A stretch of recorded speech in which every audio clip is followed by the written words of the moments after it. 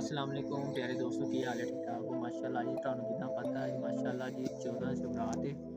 ठीक है अज माशाल्लाह 14वीं रात है तो अल्लाह पाक दा करम फजल है किसे किसे ਨੂੰ नसीब ਹੁੰਦੀ है रात जी माशाल्लाह देखो साढ़े हम वडेरे वडूरे कुछ चले गए ने किसी ਨੂੰ रात नहीं नसीब हुई किसे किसे ਨੂੰ इस तरह दी रातां इबादत रातां नसीब होंदियां माशाल्लाह जी अल्लाह पाक ने फिर सानू अज दी रात दिता तोहफा माशाल्लाह ये इबादत दी रातां ताक रातां होंदियां कि तुसीं अपने जिन्ने गुनाह होंदे ने अल्लाह तौबा करो अपने बख्शाओ ते नाले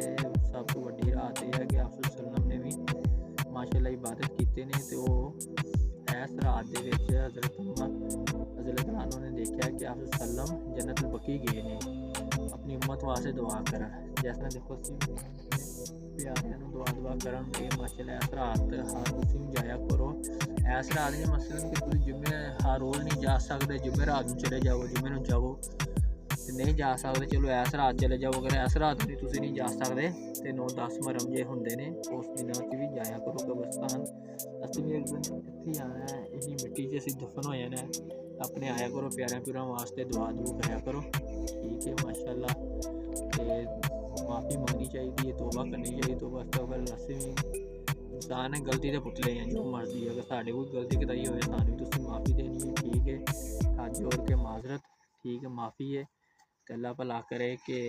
तुसीं इस रात जिन्नी ज़्यादा हो सके इबादत करो बख्शिश करो मंगो अपने मौला अली को अपने रब को तो नंबर 2 कल का रोज़ा है माशाल्लाह सारे भैन भरा कल का रोज़ा भी रखन ठीक है तो जिंदे रहो हाजिर रहो सब दी खैर।